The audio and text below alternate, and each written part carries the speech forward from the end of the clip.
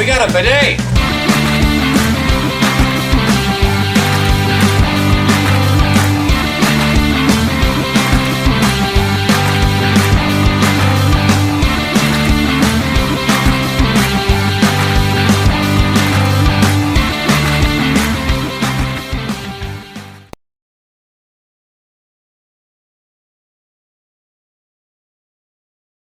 Hey everybody, and welcome back to another video. In today's video, we are talking about the latest movie that we saw at the movie theaters, The Nun 2. The Nun 2 came out this weekend, I believe.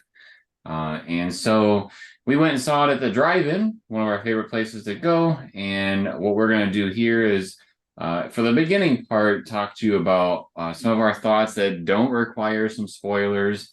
And then if you'd like to stick around for the second half, then we will start to talk a little bit about spoilers. That way we can talk a bit more about the rating that we each give it. And so I guess I'll just kind of kick it off with I felt this movie did not live up to it for me. It was a hard watch. Just to give a little bit of reference for the two of us, one, we both really like the Conjuring series because this is a film within the Conjuring universe. I rewatched the first one recently so that I wanted to make sure that I remembered what happened in the first one. The first Nun movie, right? Yeah, the first Nun movie, correct. But I also, this isn't a spoiler by any means, but they actually slightly retell the first movie in this movie.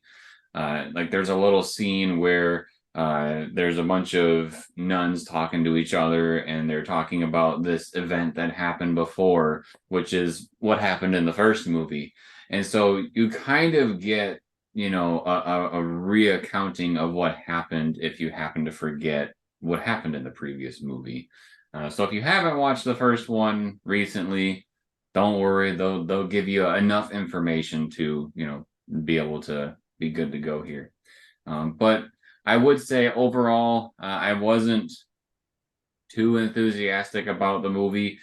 It took, in my opinion, way too long for them to start actually doing some scary stuff. But even at that, when they started doing some of the horror with the nun herself, most of it was in the trailers. So, if you are that kind of person where you watch the trailer and you still jump 10 feet out of your seat because of the way that the movie is with the sound system and stuff, those people will probably enjoy it. But I would probably say, aside from a handful of things in the final sequence of the movie, most of the nun's parts are in the trailer. I don't really remember the trailer, and I didn't jump at any jump scares. And that's unusual for me. So as far as the trailers go, most of the stuff that's in the trailer are the scene where the little girl looks through the vent and sees the cockroaches in the room, and then she sees something off in the distance, which I'm pretty convinced that they changed what happened in that scene. I might look at a trailer here real quick while you discuss your stuff too, just to clarify that. But that was in the trailer. The scene where we see all the magazines flip and then turn into the nun, that's in the trailer as well. And then the other part that's in the trailer that I can remember offhand is the part where the little girl looks down the hallway and the nun is at the end of the hallway. I don't know if you remember that part, but that was also in the trailer. So if you try to think about all the different other parts that were in the movie, there aren't very many. So, so that's basically my non-spoiler opinion is it took way too long to get the movie going. And once we started to see the nun a little bit, it was pretty lackluster, especially since we pretty much saw all that we could see before we even got there. What were your thoughts on the movie? It was a very, very slow burn movie, which if you're just having like a random movie where you don't really know what you're getting into, sometimes that can be kind of okay, because you're developing characters and maybe getting to know the scenery and stuff. But when you're talking about the sequel of a movie, most of the characters have already been pretty well established. There's not a whole lot of character development that usually needs to happen. And if there is, it shouldn't take very long. Whereas with this movie, I feel like the whole first hour of the 2 hours was like character development and, introducing one little side character that maybe was new for this movie. Although I feel like she didn't really even add a whole lot to the film. Are you Um, talking about the daughter or the friend? the friend. Uh, I don't know. It it left me bored for a very long time. And when they finally did get to have stuff going on, and trying to figure stuff out, it was kind of almost giving National Treasure vibes, which is weird for a horror movie. Like, gotta find this thing to defeat the demon, which, okay, I suppose, but just the things seemed too easy, if you will. Things were clicking into place too quickly for things to really have any level of difficulty for them to defeat the demon. Um, it, I don't know. It wasn't as good as I was hoping it to be. Yeah, I'm actually, watching the trailer here in the background, and a good chunk of the movie is actually seen, but we don't really get explanation, so to speak. Yeah. But what I can say, because now that I know what I can really talk about, um, is that for one, the scene that I was talking about that was changed for the movie. So we'll talk about that probably a little bit more in the spoilers, just so I don't give something away that people didn't want to know. Um, but we also get from the trailer that, something is up with Maurice, where if you've seen the first movie, you may remember that during the altercation with the nun, right when everything seemed to be okay, Maurice entered the room and basically the nun was like choking him out and then like transferring an essence into his body. And so he is still kind of dealing with this demonic connection that he gained from the first movie into this one. Because the trailer kind of shows him like staring off into space in the little courtyard area, and then he's like laying on the ground. Well, not laying, but kneeling on the ground like he's crawling, and then being kind of weird in the courtyard. And then we see the cross on his neck. Um, so that's another big part of the movie too, is that he is still dealing with stuff from the first movie here in the second movie. Did you pick up on why they changed his name? Because in the first movie, he's known as Frenchie. I did not pick up on that. When Sister Irene, who's played by Thaisa Farmigos, when she's kind of like recounting to her friend about who this guy is and what he means to her, and basically saying like her connection to him from the first movie, right? She refers to him as Frenchie, but obviously now when he's at this church, he goes by Maurice, which is really weird. I don't know. It's why would you just randomly change your name? Maybe Frenchie was kind of like a slang name, like a nickname or something, and Maurice was his Maybe. real name all along. I don't know, but that's a good point. I didn't even pick up on that. I just thought his name was Maurice the whole time. Well, even if you look at the credits, he's credited as Frenchie. He's not even credited as Maurice on if you just do the regular Google cast list For the first one, right? for the second one. Oh, the second one. No, Um, I'm looking at IMDb, he is credited as IMDb. They switched it, IMDb says Maurice, but if you just regularly Google who he's credited as, it still says Frenchie. right? But Interesting. anyway, there's a lot of things like that that seem strange and they don't really connect as to why, like why that character's name would change and just other things like that that are just I don't know. It's just weird. I feel like they took this idea of wanting to extend the film into being a sequel. And I thought, how can we make this more complicated so that we can extend this film and make it, more than just an hour? Because there's really not more than an hour worth of content that's actually worth watching. Yeah, which is really hard to say. Maybe we should roll into our ratings, Yeah.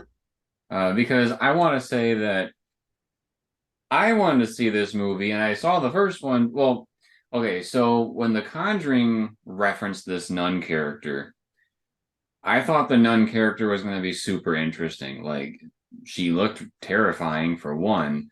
And so I thought that would translate to the films being really good too. But like when I rewatched the first one, I didn't really care for it too much. But I had hopes for the second one. And there's also this actress in the movie that has been gravitating us to this film series as well, and that's Thaisa Farmiga. Um, Big fan of Thaisa's, and so we love watching her films. And honestly, I think she's probably the only reason why I would see this movie. Like, to looking back on it, I feel like she's the only thing that I like. So I think it kills me to say this, but if I were to rate this movie, I give this movie a 2 out of 10. This movie was rough, in my opinion. It, like I said, it took way too long to get going. There was little things along the way which didn't really seem to be super important, but they really pushed the character development. I think, Sarah, I think you mentioned some of that stuff too. Um, it didn't seem to have much of a horror movie flow, if that makes sense. Like, there usually when you see a horror movie, you should be getting some sort of scare, I would say probably every 10 to 15 minutes. And this movie really didn't do that. Um, so I think it's a movie that didn't really accomplish what it should have. And I don't know. I don't really think that this movie was very good in general. So I'm going with a 2 out of 10. And the 2 points was for a great performance by Thaisa Farmiga. And that's about it. What do you think? I was somewhere between a two and a three, and I think I'm gonna stick at a three. Um, the intensity just wasn't there for it to be a horror movie. Usually horror movies have very high intensity for at least a chunk of the film, and I just didn't really feel that. It was very slow for a long portion of for like the first half of the movie. I feel like one of the new side characters being Irene's friend or sister Deborah, her character was just kind of a waste, if you will. She didn't really add a whole lot to really anything. She was kind of just there along for the ride, uh, which was disappointing because I feel like, if you're introducing a new character, maybe some weird, crazy things could happen to her, like, where she's being haunted by this nun or something like that. But she just not really a whole lot happened to her. She kind of just seemed like a waste. Um, and the hauntings that did happen from the nun just really were kind of slim, far and few between, and not really all that scary. The ending, I suppose, was a little bit scary, but not what I was hoping for, especially considering that this film's rated R. Like, it seemed like it was kind of PG-13 level horror. Yeah. Um, but Is it rated I, R? yes. I wonder what for, because there really wasn't much blood or anything either. And these are nuns, so they weren't dropping F-bombs all over the place, you know? Um, I'm gonna try to see if I can find what they classified for all that stuff. IMDb is good about it. Under the parents' guide on IMDb, it says it's rated R for violent content and some terror. Mild scenes of school bullying and young children are seen being violently thrown into walls and ceilings. So if it was adults that was Oh, happening to, I guess it wouldn't be rated R. and they said the frightening and intense scenes section is severe because there's lots of very unsettling jump scares. That's a I joke. I think that one was misinterpreted, that's for sure. Um, My reason for giving it a three instead of like a one or a two is, trying to think of where I'm putting these movies on the scale. I feel like a one or a two would have to have some really unwatchable scenes. And I don't mean like graphically, I mean more like amateur level filming or amateur level editing. Um, and I feel like even though the movie wasn't that great, it was pretty professional quality. It didn't really feel like a low budget film. The writing just wasn't that great. yeah, the quality of the film was definitely there. Like it still felt like it was a movie that would fit within the Conjuring universe visually and whatnot and the atmosphere, but it I don't know. I think of some other horror movies that this could be compared to, and it just isn't there. Like if I were to compare this to like the Insidious um movies, which I believe is made by the same person. I could be wrong, but I'm pretty sure they are. And those movies are like night and day better than something like this. So um I don't know. But yeah, so I gave it a two. Sarah gave it a three. We're gonna go ahead and start talking about some spoilers here. So we're gonna give you a second to go ahead and click pause or whatever you need to do to not have the movie spoiled. But like I said, most of the stuff that was in the trailer is pretty much the movie. There's just a couple of specifics that happen to be involved with the movie. So we've given you plenty of time to do what you need to do. So here we go. Spoiler section. So basically, what's happening is it's kind of like the first movie where there's still like nuns. I think you said they were jumping out the windows or committing suicide, and then there was also some priests that were being burned alive and stuff. And so something crazy is going on here, and they don't have an explanation why, except for they're uh, basically the leadership within the churches are looking for a second miracle because they thought it was a miracle that Irene was able to defeat this nun, this demonic nun in the first place, and they think that it's happening again, and so they want her to come back and do what she needs to do. She's kind of reluctant about it, but eventually she does uh, give in and takes a trip to. Uh, I'm I don't know the name of the library, but it's basically a library with a bunch of like Catholic archives and stuff.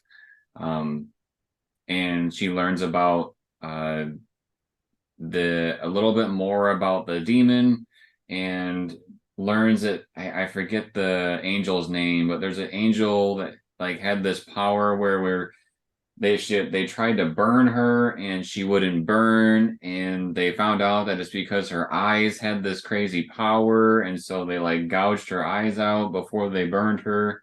um and so the demon is after these powerful eyeballs. The Okay. Eyes of St. Clair, I believe is what they're called. The eyes of St. Clair. So they gouged the woman's eyes out so that she wouldn't have this power to protect her, and then they finally burned her.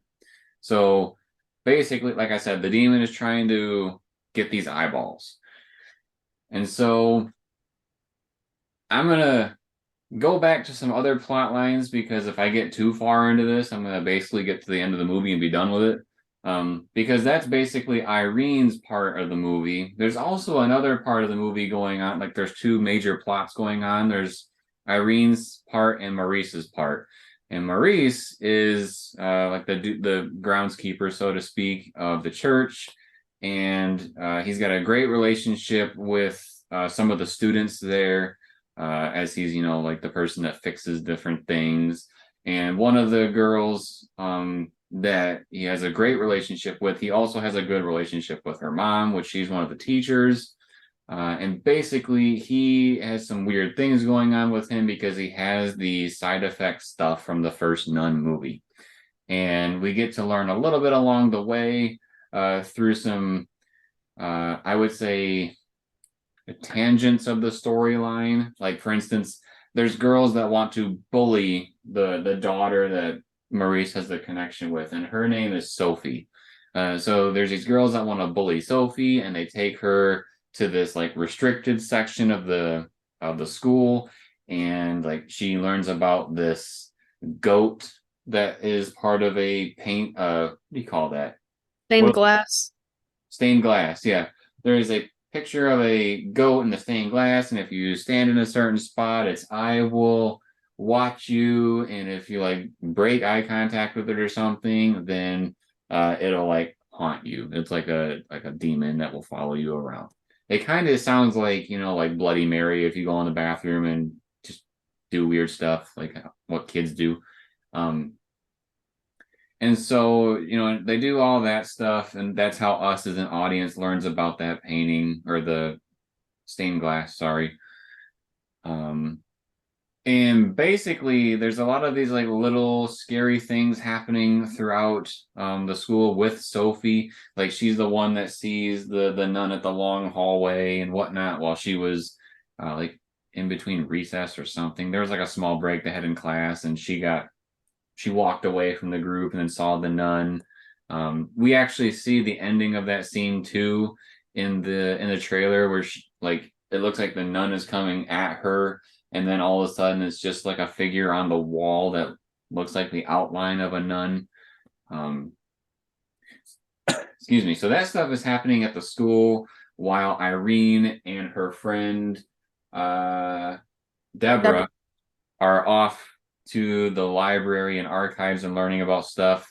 When they go out there, that's also where the magazine scene happens, because Irene finds out that when the priest in the beginning of the movie was burned, because we actually see that scene, there was a boy that saw it. And so she, you know, talks to that boy, is trying to figure out what he saw, blah, blah, blah, just so she can gather more information. But basically, what they come down to figuring out is that this place that has these powerful eyeballs is now a boarding school, which happens to be the school that Irene, Maurice, and all of them reside in. And so now Irene, Coincidence. yeah, what a coinky dink, right? So Deborah and Irene take off to go back to the school, and they meet up with everybody. And then this is basically where everything goes down for the rest of the movie. Before I start this, or I don't know if Sarah, if you want to talk about what happens at the end, is there anything before this part that we should really mention? I don't think so. I feel like that sums up the first 3/4 of the movie. I thought so too. That's like I said, it sounds like such a little amount of stuff, but there's so much character development that happens that it does take up about 3/4 of the movie. So then, like the rest of the movie is, you know, Do you want the you want me to take duking it it from out with here? the demon stuff. Yeah, you go ahead. So they find out that through that stained glass goat art, that if they shine the flashlight through it, that the eyes watching you is really supposed to be like a laser pointing to where the eyes of St. Clair are buried. But because they broke eye contact with it, it lets the goat loose, which the goat, I guess, is known as the devil in this story. And you know that he's let loose because all of a sudden he's missing from the stained glass. Like, I don't think the characters know that, but we see that as the audience. Uh, so they're digging up the eyes, they find the eyes, and at the same time, Maurice is kind of going crazy because he wants the eyes to gain like the power of being just being a powerful demon, if you will. It's not really Maurice, it's the demon that's in him that wants them. Um, so he's going crazy trying to get to these eyes. Irene just dug up the eyes. And at the same time, we've got Deborah finds some of the other girls who are supposed to be like in bed sleeping, and they hear something that's upstairs, and it's the goat that's like the demon goat trying to get after them. So they're being chased by the goat, where Irene and Sophie, the little girl that was Maurice's friend or the teacher's kid. They're essentially trying to run away or defeat Maurice or the demon that's in him. So you've got kind of these two big chase scenes happening at the same time.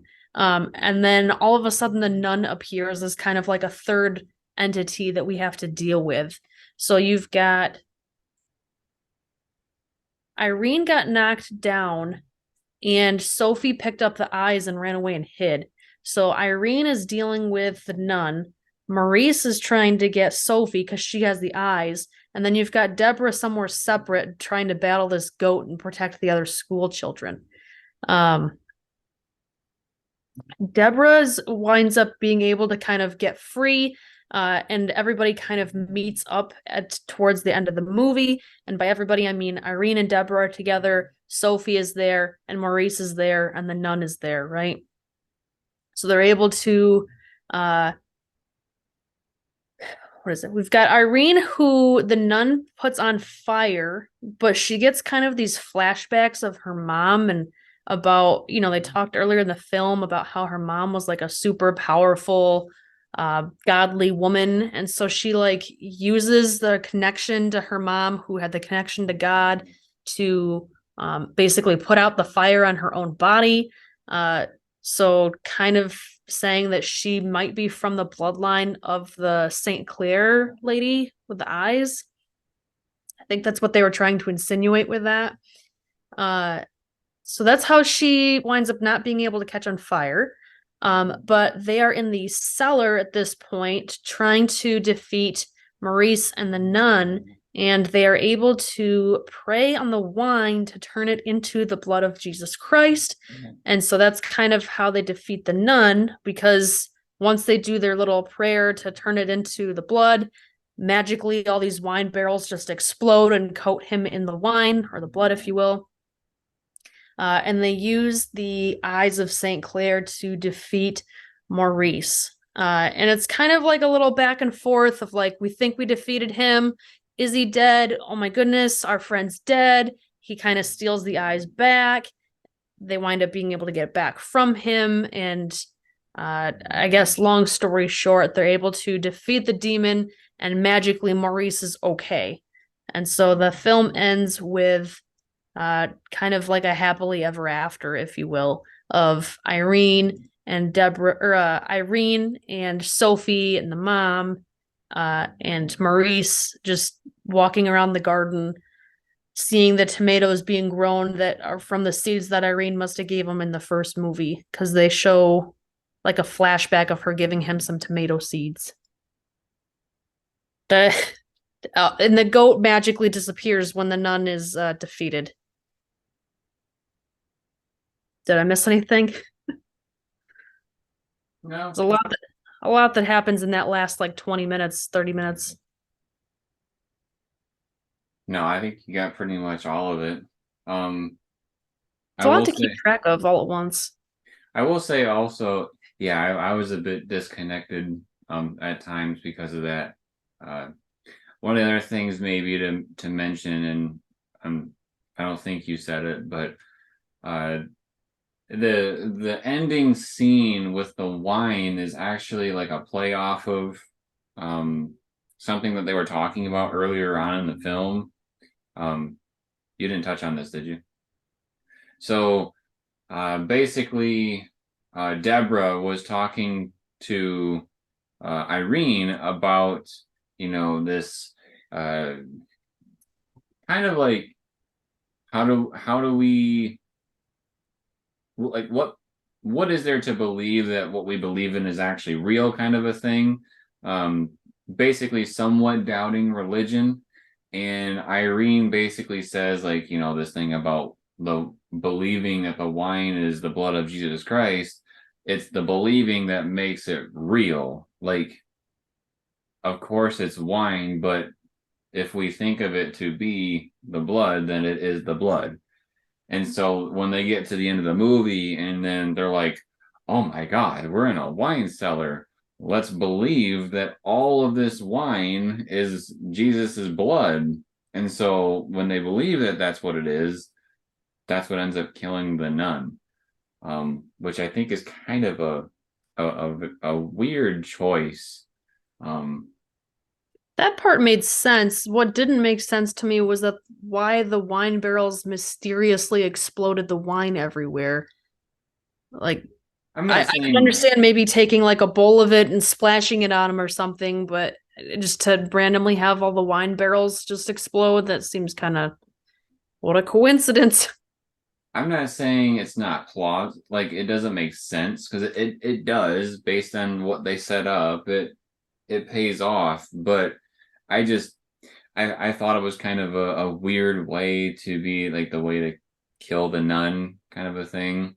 Like I thought in the first movie that was pretty creative. If you haven't seen the first movie, the way that she kills the nun is that she has like this ancient vial of the blood of Jesus Christ, and the nun is like trying to drown her, and she like breaks the thing open underwater and like sips up the blood of Jesus Christ. So then when the nun brings her back up, she spits it in her face and then kills her. Like that's creative in my mind. Whereas like they use this the same exact idea to kill the nun, blood of Jesus Christ, again. And I just thought maybe something a little more creative could have been used here, but I digress. It's not my film series. But I do want to point out because I was looking it up. Um, James Wan is the one that's, been involved quite a bit with all these movies. And I was looking it up.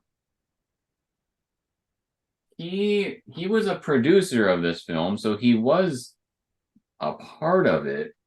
But what I found very interesting is that the first Conjuring movie that was released, he was the director, so he wasn't the writer, he wasn't a producer, he was a director. But for pretty much all the rest of them, except this one, he was part of the writing crew. He was not a writer for this one.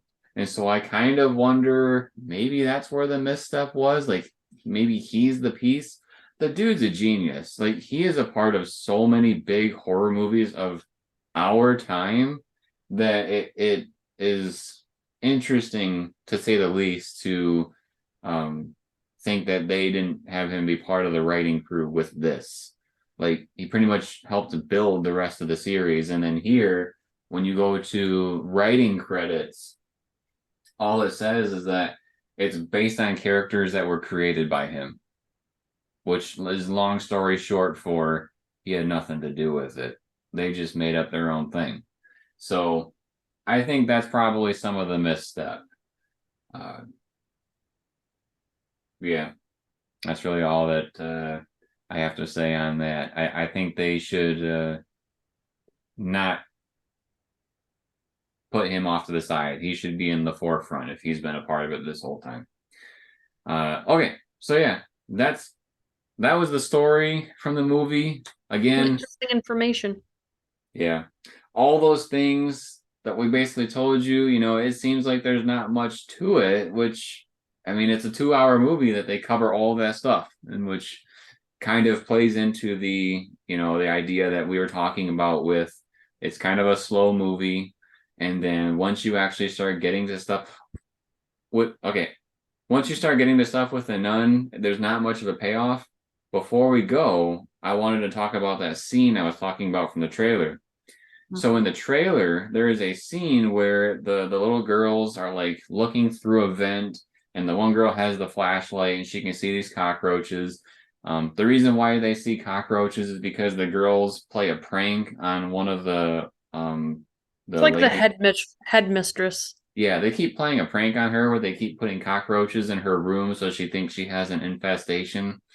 Um, but later on in the movie, when everything is hitting the fan, there she's looking into this room and she has her flashlight. She sees the cockroaches and she pans over her and the camera pan over to a corner where there's like a closet. And in the trailer, she sees basically the wardrobe of a nun. So like they don't show her face, but we can see everything else in the doorway of the closet. Whereas in the movie, when she pans over to look in that direction, she actually sees like the backside of the mistress lady that was killed earlier in the film. And then the next shot in the trailer is like she pulls herself out of the vent and she's telling her friends like, "Oh my god, there's like this woman," and then these hands come out of the vent and like are pulling on her head, and which that part does happen too. But when it translates to seeing who is the person pulling her, the face of the mistress is coming through the vent. And so, in my opinion, I think that scene was completely changed. It was not the nun; it was the mistress lady. Well, Headmistress, headmistress. like the Yeah, principal of the school, I think. yeah. Whatever we want. I don't know what her name is, but like she's the Dumbledore of the school. Whatever. She's in charge, and so uh, yeah, they completely changed that part of the film, which I thought was interesting because I really don't like it when they advertise something and then it's not what it's supposed to be from the trailer. And that's one of those instances. At first, I thought this whole thing was cut because they were showing scenes of the girls bullying this lady with the cockroaches and stuff. And I had wondered if they had just changed it, and it took forever. But this scene was at the end of the movie, um, and then it wasn't the way that the trailer was. So I wanted to point that out because it did bug me, and it did drive down my score because I don't like feeling lied to with these trailers. But yeah, so I gave it a 2. Sarah gave it a 3. We told you about the movie, so now it's up to you whether you want to go out and see it. I would probably recommend waiting till it's on streaming, and I wouldn't pay extra to see it. Like wait till it's on like Netflix or something where you don't have to pay a pay-per-view. Yeah, so if you enjoy this type of video, make sure to subscribe to the channel and turn on notifications. That way you are notified when more movie discussions drop. We've been seeing a whole bunch of movies already this year, and we have a whole bunch still planned to go. Some of them that are coming up. We got the next Saw movie that is coming out. I'm super excited for that. And then another movie that Sarah and I are very excited to see is Five Nights at Freddy's, and we will be talking about that too. So stick around when those come out. Drops a like if you like the video, and drops a comment letting us know your thoughts on The Nun 2. If you saw it and you completely disagree with us, let us know. And then, as always, everybody, thank you for watching. We'll see you next time.